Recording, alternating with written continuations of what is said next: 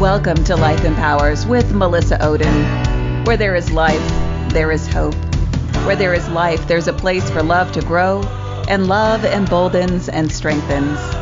Where there is life, there's an opportunity to grow and be empowered. I'm living testament to that, and you are too. And if you don't yet feel like your life is testament to this, don't despair and don't stop listening to this podcast. This is exactly why I'm doing it. Thanks for joining me this week as we delve into so many life-affirming topics. Congratulations, everyone. We made it to March. That's something in today's world. I know, of course, as we look back, March has a lot of memories for everyone, how it all began last year.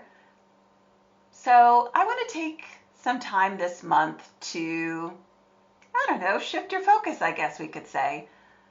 For social media this month, I'm really focusing on the theme of empowerment. And we're doing the same thing at the Abortion Survivors Network. Why?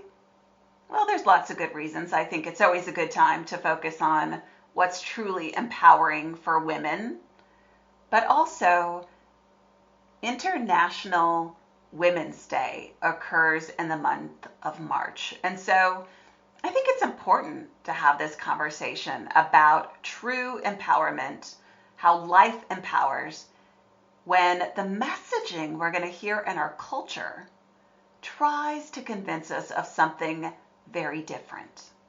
So I am just absolutely thrilled to have this month's podcast guest be my friend and fellow abortion survivor, Jennifer Milbourn. You may recognize Jen's name. She took part in the Faces of Choice ad campaign that we did with our friends over at Faces of Choice. I always want to say Face the Choice again, but it's our friends at Faces of Choice. And Jennifer has an amazing life story, and not just one about survival, but one of really being empowered, emboldened, ultimately encouraged and strengthened by learning who she is and finding that strength in Christ. I don't want to give it all away, but I will tell you, Jen's story is one that parallels mine in many ways in terms of how you find out your story and then how you grapple with your story and ultimately how healing allows you to ultimately embrace who God created you to be. And I know, like many people, as you're hearing that Jen is a survivor, you're thinking, okay, so what type of abortion did she survive? Jen will talk about it in this podcast. And I hope that you listen intently because Jen's experience is such a great example of how every abortion survivor's experience is so different. Our culture has this very specific mindset when it comes to being an abortion survivor and about born alive legislation. And when you really get to know us, when you learn our stories, you'll find that even though we have so much in common, yes, everyone's experience is different. But there's strength to be found in that. There's empowerment to be found in that. You're in for a treat this month. Jen is just so full of joy and life. And so be prepared to be educated, but also laugh a lot alongside us. Thanks for tuning in. Hello, thanks for having me. Oh my goodness. It feels like forever since I last saw you. Can we just be really honest? I know. It I has been a agree. while. Yeah. Yeah. But it's been a while since I've seen anybody besides my own family, really. Oh, COVID. But I think, what people don't recognize is behind the scenes, every survivor has their own experience and their own story But over time, we have been developing these friendships and this Yeah. community that bring us joy, that sustain us, that we can lean upon. I'm the first person to admit I don't have all the answers in this, but I love that together, each and every one of us have experiences and Yeah. knowledge. And, when I think about you, really one of my favorite things about you is your incredible gift of encouragement. Mm. You are just one of the biggest cheerleaders I've known. I don't know. Do other people tell you that? Yeah, it's funny because I was a cheerleader in high school. I learned something new today. I didn't know that about you. Yeah, I ditched all my sports for cheerleading of all things. Um, they had told me, I was a freshman or getting ready to be a freshman, and I was going to do basketball and volleyball. And then my best friend only identified with dance and cheerleading. So she asked me if I'd try out with her. And I thought, sure, why not? And so I made the team and started practice. And then they told me I could no longer do volleyball or basketball. So I stayed with cheerleading, which I always thought was kind of funny because I'm more of a competitive sports personality. But here I am cheerleading at 42, 25 years later still. Well, you're good at it, so don't ever stop Thanks. being a cheerleader. Yeah, the other thing that I love about you too is you have so much wisdom to share with people Oh, goodness. through. No, really. I mean, it's my opportunity to be a cheerleader today. You have so much wisdom, not only when it comes to your survival experience, but really about healing and forgiveness. And, when I think about empowerment, and that's really the Mm, focus this month for social media, even for the Abortion Survivors Network, you are a great example of how life empowers. mm. So, Well, that's great. Thank you. That's an incredible compliment coming from you. no, no, thank you. And you can't see me shaking my pom poms over here, but I am. No, shake 'em, girl, shake 'em. But for my audience to understand, what it is that I appreciate so much about you, I think we need to start at the beginning. Hmm. When does your story of life empowering really begin? Goodness, I mean, being a survivor of an abortion, I mean, you could say when I was in the womb, um, what, teeny tiny, size of a thumbnail, already facing, essentially death, the power of death. And, I do get a lot of compliments on who I am as a survivor and a variety of things. And I just keep going back to God because He saved me at that moment. Um, I didn't always know I was an abortion survivor, and I honestly didn't even know there was a term for it.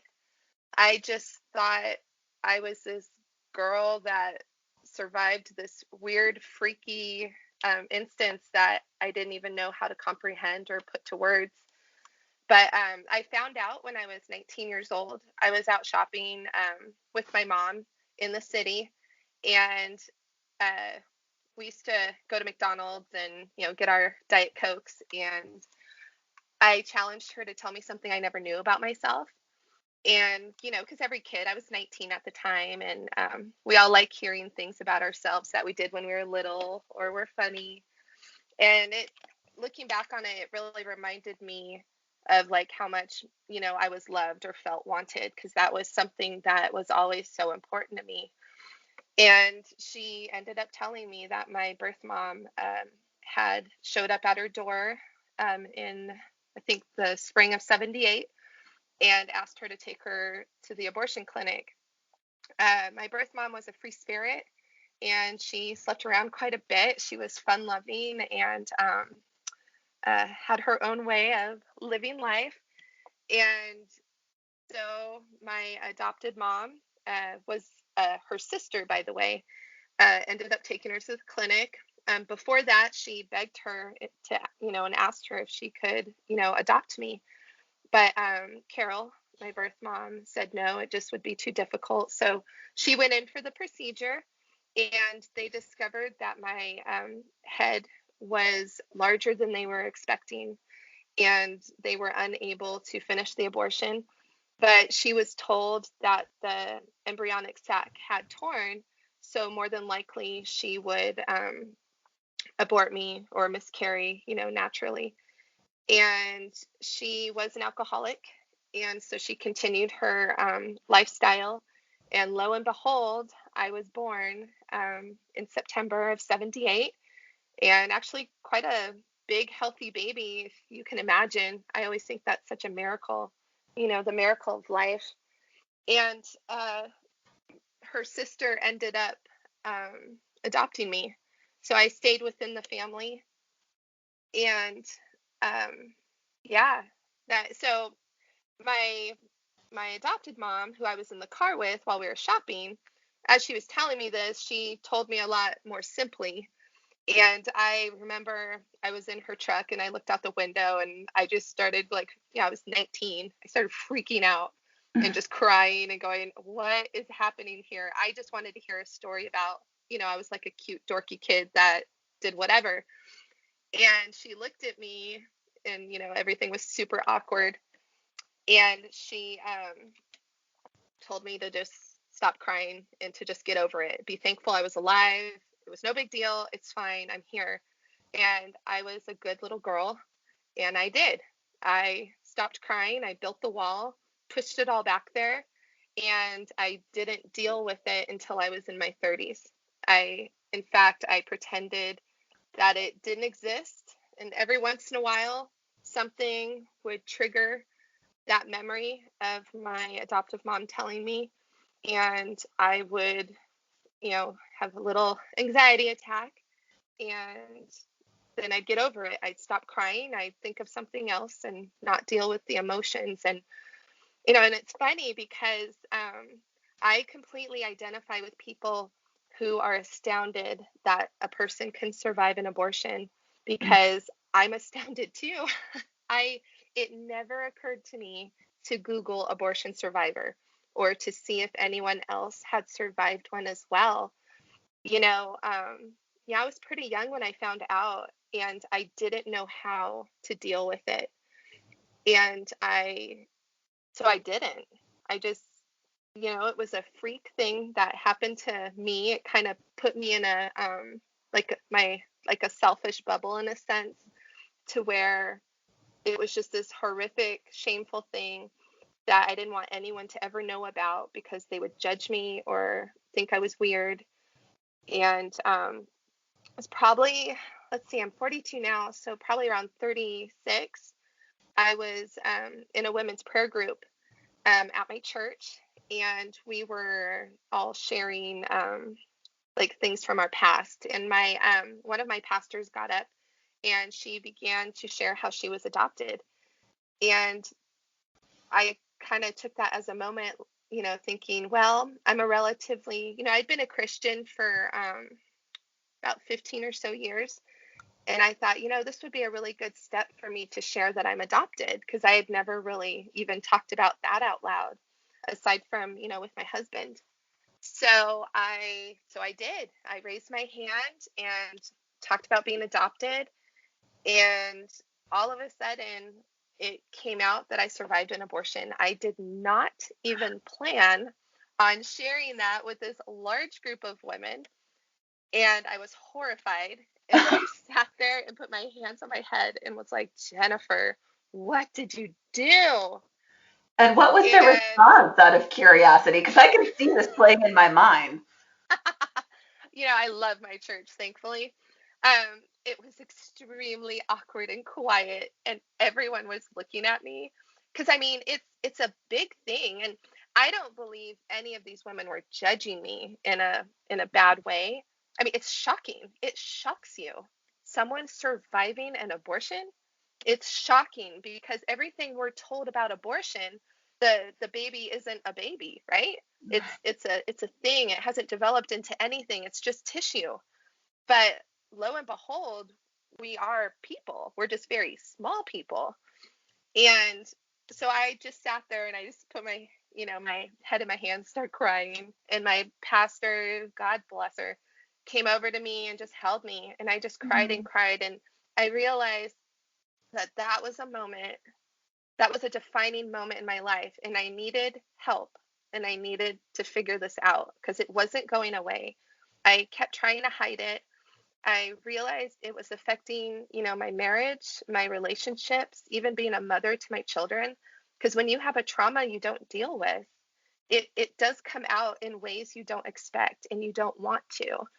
And I'm a lover of people. I have such a passion to be friends with people, to help them. And even in the trauma I've experienced, I still love people. So I didn't want to hurt those that I came in contact with. So I knew that I needed to take care of this. So I prayed because I still did not Google abortion survivor or any of that. And one of my friends that was actually at the prayer meeting I think it was about a couple years later, came to me, and she had been working with our local pregnancy center. And she said that she told the director about me, and they wanted to know if I would be willing to speak at their fundraising event. And it was weird because I found myself saying, "Oh, of course, I'll do that." And, I didn't really think about what I said until I got home. And I thought, oh my gosh, what What did did I I do? doing? And because for some reason, it was just so natural to say yes. I was a licensed minister. I've taught kids. I've been a youth leader. I've been in front of crowds of people, and it just seemed a natural thing to do. But I realized, oh goodness, you haven't taken care of this yet, because you don't want to share your story in a way that doesn't like bring resolution and hope in the story, right? So I began to talk to my husband, really. And my adoptive mom had passed away, so I wasn't able, and I think that's really what the trigger was for me, because I was able to keep things buried for a while, but once she died, I don't know, it was just a trigger, and I found myself thinking about it, almost obsessing about it, realizing I needed help. So I talked with Noah, and I ended up talking with my pastor about it. And I just felt the love and encouragement. And I had a feeling that if I could publicly share my story, that could be that moment where I could begin to heal.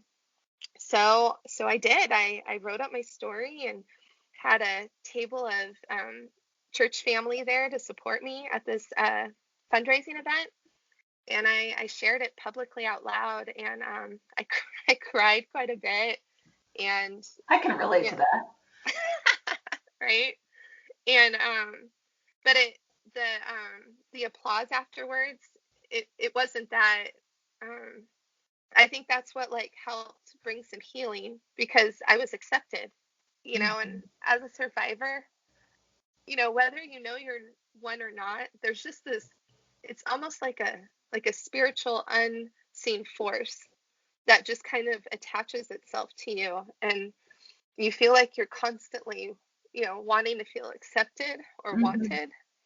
And that moment after I shared, the smiles, the concern, the applause, it just shifted something in me. And from that moment on, like I just started this journey really with the Lord, in my prayer time.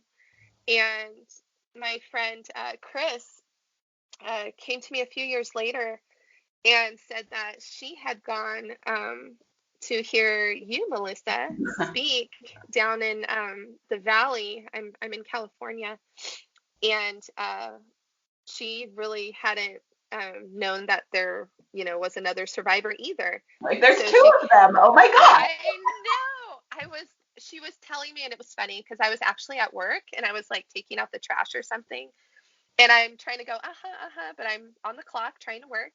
And she starts telling me, and I said, wait, what? There's another one? Like, that's so weird. Like, it's a thing. And yeah, so I think she gave me your email address, or she gave you mine, and we connected. And Oh, it took a long time to get to me, if I remember right. yeah. I don't know if I've Yes, ever told you that because perhaps. when I hear there's another survivor, yeah, it doesn't matter if it's number one that I've heard from or 362. I'm like, oh, I want to know them right now. So you didn't know it, but I was impatiently waiting to hear from you. Well, I remember talking with Noah, my husband, and I was like, this is weird. Like, should I do this? Like, who is this lady? And he said, you should look her up. So I finally looked you up, and I thought, well, okay. She looks about my age, and okay, like, I'll do this. It And I looks think what's, relatively harmless. right? And then I do remember Claire Colwell was the first survivor I actually spoke with. And it was funny because I was at an appointment for my daughter, pacing around in the waiting room. And she had time, and she called me. And, everything that came out of my mouth was, I don't know what I'm doing. And I had this. And at the time, I had some family issues going on, and was pretty sure that one of them was going to disown me. And so I just gave her raw, real bleh. And she was Uh-huh. so gracious and wonderful. And it was like the first time I felt really safe. Like, I could say this raw, real. And I don't know, like, she was so sweet, and she spoke out of wisdom and healing. And that brought me hope that I could do the same. Like, I didn't have to allow this to affect my everyday and who I am in a negative way, that I could turn it around into a positive way. And I remember after that call, I took the steps to forgive my biological mom. Mm-hmm. I knew that in order for me to move forward, she was an alcoholic. And with her alcoholism, I have an underdeveloped digestive system. I have, funky little things that I've had to deal with my whole life. And I didn't want to, it is what it is, right? We go Mm-hmm. through things, there's an outcome, and sometimes we just have to deal with it, and there's no apology attached to it. But that doesn't mean we stop living. And when I say living, I don't mean surviving or dealing, but thriving, like making something great out of this gift of life we have. You know what I mean? And I forgave her. You know, I I knew her history with my grandparents, and she came from a lot of tough stuff. Mm-hmm. And she did the best she could. And I had heard in our family there was the possibility of multiple abortions between the birth of my half brother, who's 18 years older than me, and then myself. 18 years later, we didn't know how many abortions had happened in between. And I realized I just had to let it go, in a sense, not forget, but to let go of my pain attached to it, so that I could be a good mom and have a healthy marriage, and be able to help others. Because essentially, when any of us go through trauma, um, we should want to bring healing, not only for ourselves, but so we can help others through it as well. Mm-hmm.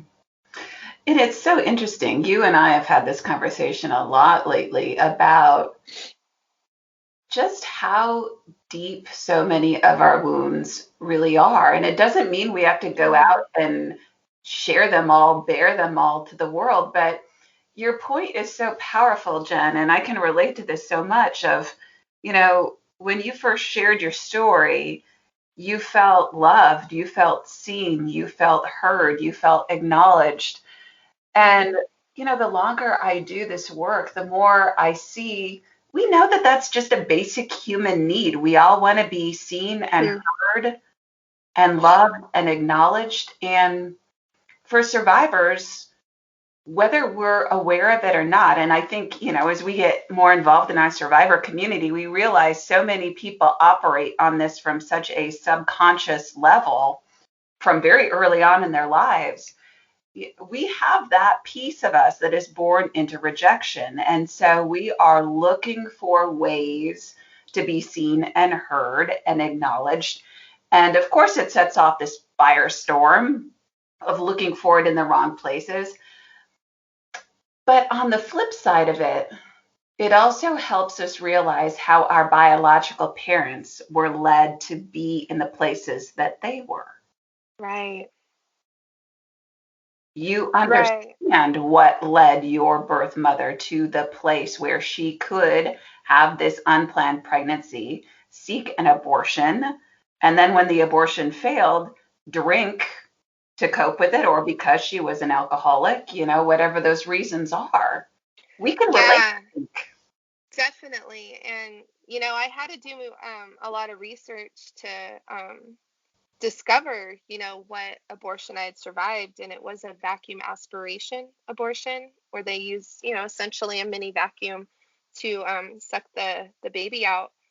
And in my research, I also was looking up society at the time, and abortion straight up was considered healthcare. Like Mm-hmm. these women of the 70s and 80s, and possibly the 60s, I'm not sure, but really did see it as healthcare. Like they were going to a doctor, getting something taken care of so that they could continue to live their lives, which it sounds a little self-centered when I say it that way, but aren't we all like, we go to the doctor when we have something wrong. We want it taken care of, right? So we can continue to live our lives.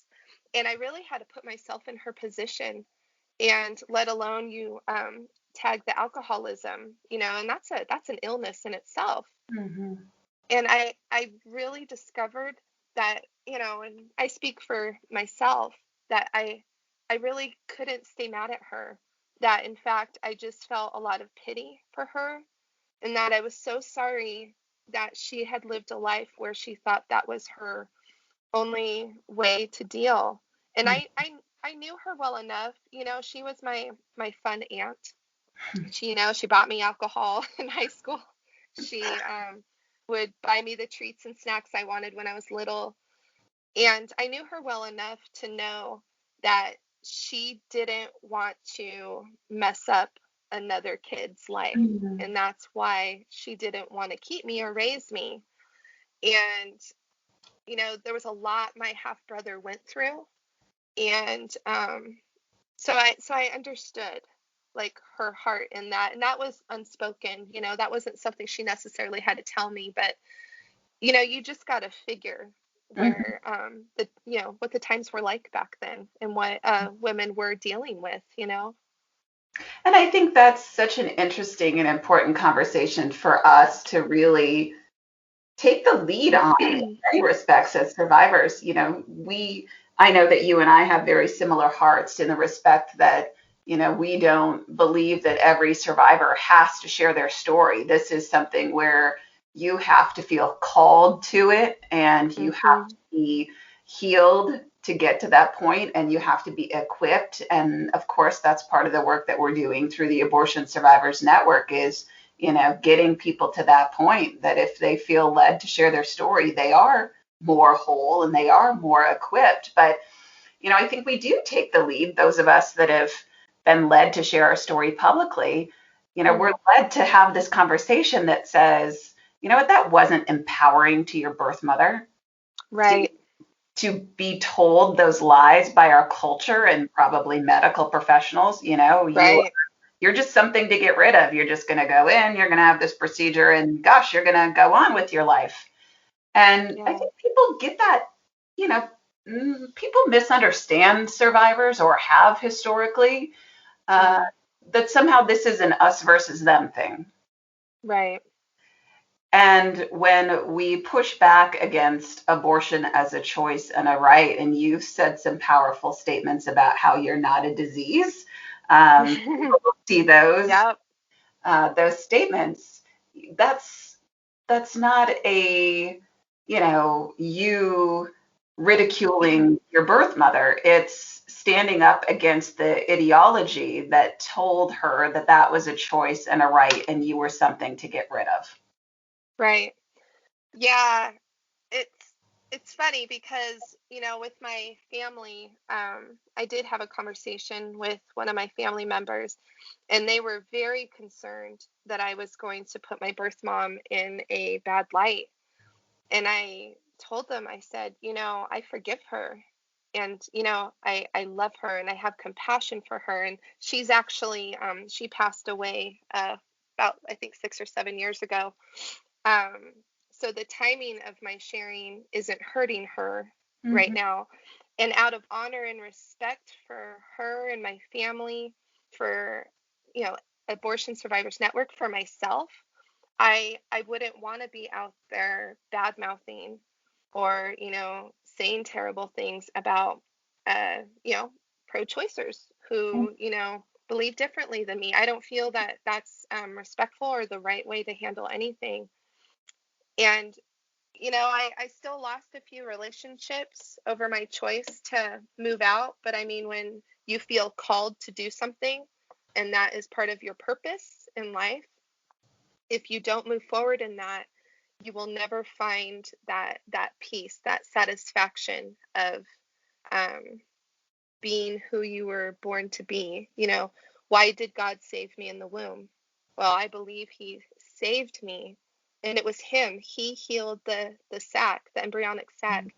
He kept me safe, and I had this, you know, um, enlarged head, if you will, which is great. I think it's great. What a blessing, My life was saved. I think it's awesome. It's funny.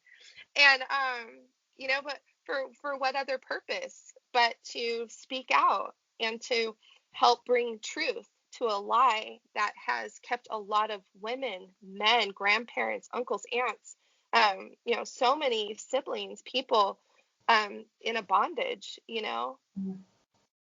Yeah.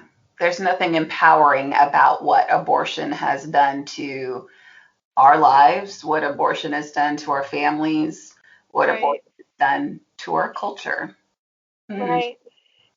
What would you say, and we just have a couple of minutes left, but what would you say to a survivor who's listening right now who is saying, okay, Jen and Melissa, I heard you say that not every survivor is called to share their story, but then I also hear you saying that each of you feel like you were called to share your story. What about me? Do I have a purpose if I don't share my story publicly? That is a great question. Um, yes, we all have purpose, and our purpose, looks different. I mean, that's, when you take humanity and all the different roles we all play in our societies, in our world, um, each of us brings something to the table that is just as important. Whether you're Melissa Oden traveling the US for 10 years, sharing your story, going in front of Congress, to Denisha works here, who counsels and helps a lot of our survivors with their healing, to Jen Milbourn, who occasionally does an interview and just loves her fellow, abortion survivor brothers and sisters, and eats during, Zoom calls and You helps do. with homework with her children. I do every time. And that has just as much importance as any title, as you will. And if you're a survivor listening right now, I don't know what you can do with your story, but I know it first involves a choice. It's a choice that every one of us is given, and uh, our main goal should always be to help others and to bring hope. And we do that by going through our own baggage, our own garbage first, sorting out the stuff that won't be helpful, right? To bring out the good that can come from trauma and, difficult seasons we find ourselves in. I believe that God can take a difficult season and really take a person's character and really do a great work through them. I know I've undergone a lot of process, if you will, and mainly over the last probably 20 or so years. And I love who I'm becoming Mm. because I was I mean, I thought I was the only abortion survivor when I was 19 through, 35, 36-ish. And I was very self-involved. I was in my head. I was broken, trying to be sunshine on the outside for the kids and everyone I was in contact with as a youth minister. But I realized I got to a point where I wanted what I was showing on the outside to match what was going on the inside. And Mm-hmm. that's a choice we all have. So if you're a survivor and you're realizing that you may need help, or maybe you don't think you need any help, but maybe you just want to get to that next place or that next step, I encourage you, I implore you to reach out to Abortion Survivors Network. I actually just talked with another survivor, and she showed it's fearful. It's scary to meet new people and to break the boundaries to begin to trust again. Because as a survivor, I think we all have dealt with trust issues. Mm-hmm. And I told her, I said, I just got to a point where I didn't think anyone could hurt me any more than I already was hurting. So, what the heck? Let's do this. I want to try to be healed. I want to try to do something positive with my story. And for me, it's worked so far. This is a great group of people. And contrary to what some people speculate, I mean, we're a group full of love, not just for one another, but for everyone out there, for those who fall into the lie of abortion being healthcare, for those who might look at us and not see us as people, but see us, as a disease, that needs to be taken care of. We still have love and compassion even for them.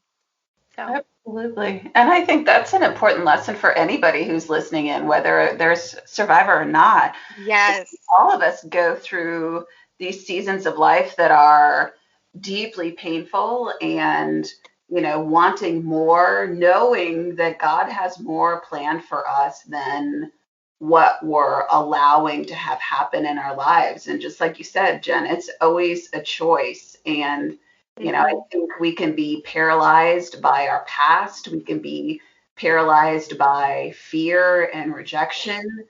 And just like that survivor you've been in contact with, that first step is probably one of the scariest. I mean, you think, is this one step going to just drop me dead? Right? Am I going to die if I reach out and share my story with one person, or if I start working through whatever it is that has pained me so deeply? If I even let it creep into my thoughts, am I going to drop dead from it right now? Right. So I love that that's something that everybody can relate to, survivor or not. I know your time is tight, but I want to ask you one final question. And Of course. are you ready for it? Oh gosh. Okay, Is it? wait. Yep, Okay, I'm steel ready. yourself. Hold on to your chair. Are you ready? I got Okay. it. I'm holding on. It's a good one.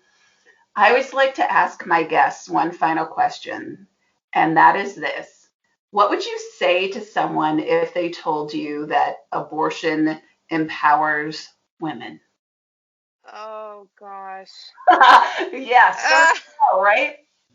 dagger in the heart.